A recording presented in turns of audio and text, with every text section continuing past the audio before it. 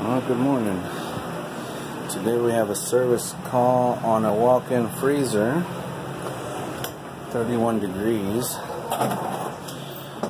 They say it's been doing this for a day or two. It goes down to -4, then throughout the day it'll be at 30. This thing is thawed out. It should be solid, frozen solid. So first thing I notice is it looks like oil. I don't know if somebody had it dye before, but it's definitely oil. It's been dripping right here. It's been dripping right here, so turn this light on. Turn the headlamp off.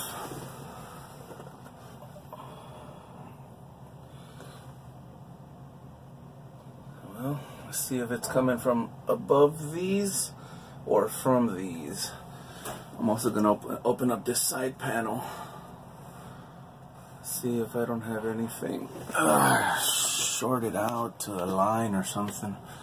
So I'm going to start tearing into it. See what we get. Alright, so we opened up this panel. Everything looks nice and clean in here. So I don't see no oil stains. Everything does look good, but you can see there's some oil right there. There's oil all over the drain pan. Let's see.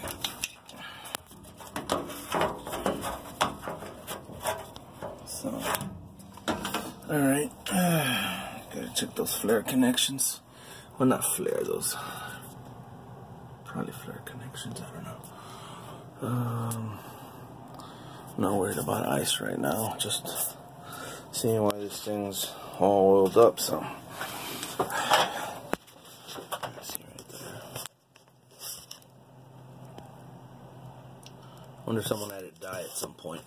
Oil looks mighty colorful. Alright, so I think I figured out where that oil's coming from. You see it right there.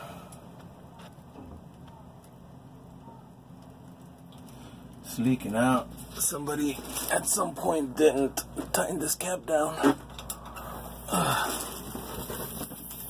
You can hear that.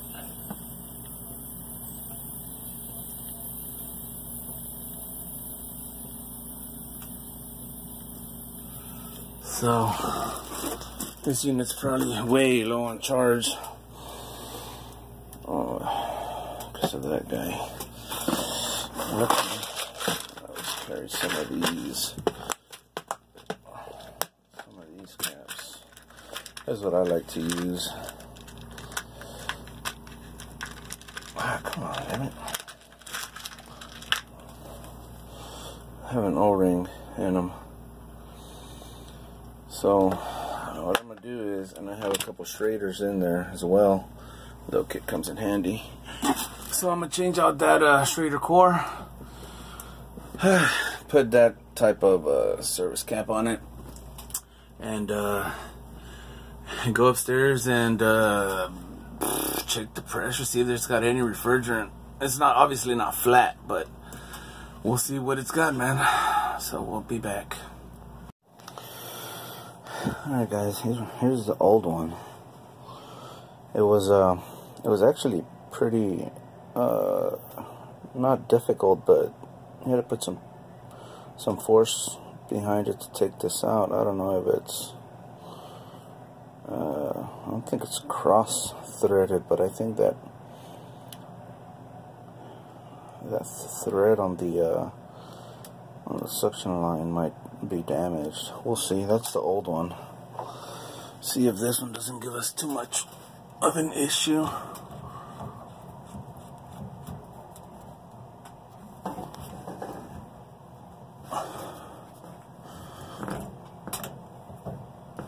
See, it's kind of tough. God damn. hope I didn't get myself into a bigger mess by changing that out. That's gonna suck. Alright, let me try to put that in there. Alright, gents. So we got the Schrader back in there. Put a cap on it, put some nylon. Make sure it doesn't leak again. But that Schrader, the threads are definitely messed up on the suction line there, on that joint. So whoever did this one didn't have it down tight enough. I guess they figured they were going to over tighten it, which in essence left this loose. It was leaking by. And then this one was hand tight, so they didn't bother to tighten this down at all. Didn't put any nylon in there or anything, so it just leaked out all the refrigerant. So we should be good right now. I'm gonna get it up and running, go to the roof, take a jug of 404, and once I'm up there, get it up and running, and then come and do a leak test, just on those fittings and on those access ports and all. So, all right, we'll see. See you guys up there. And we are ain't got nothing in there, so it's off on low pressure, of course. We're gonna add some juice into it, and then we will get it up and running. And look at that, somebody just lifted that cap. I wonder if that cap's somewhere around here. We'll clear that side glass and add a few more pounds, pump it down. As long as it's not overcharged, we'll call it good.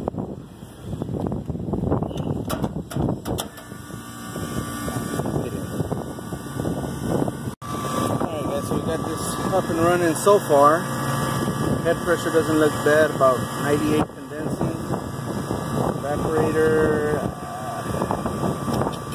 about -5 evaporator. It's 51 in the box right now, so our ambient 67. And I found a cool little cheat sheet right here. I don't know if you can tell, but that says R4048, 8 pounds. So we put 8 pounds. It was still a little low, and we added some charge. So now I'm gonna monitor it here for a few minutes. If everything stays good, I'm gonna go downstairs, check everything inside. Then I'm gonna put the smart probes on it, check superheat at the evaporator, and monitor the temperature drop. I think this unit's probably gonna be fine. It was just that loose Schrader core and loose service cap. So.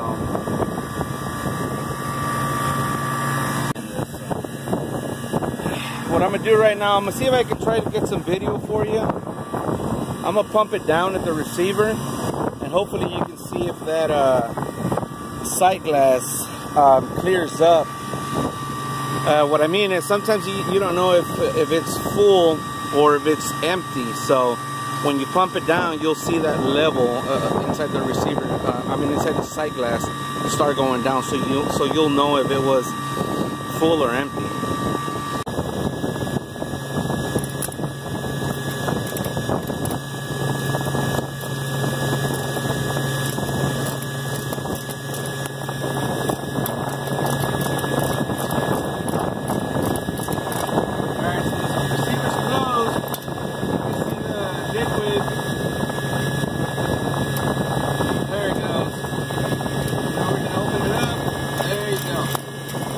Alright, so you can see that our sight glass is full.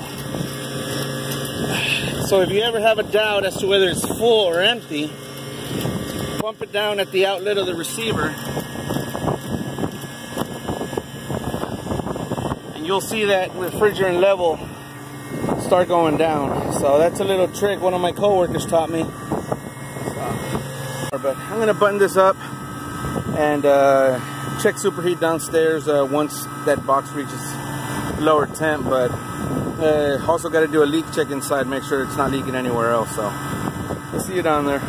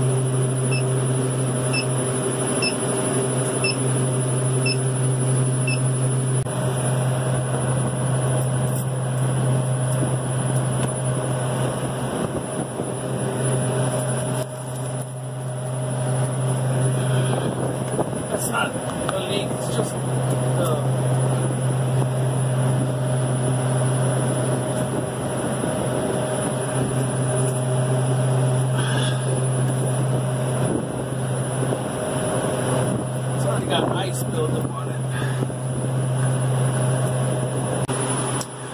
Alright gents, I already sprayed with some Big Blue. I already ran the sniffer through there. We don't have any more leaking issues here.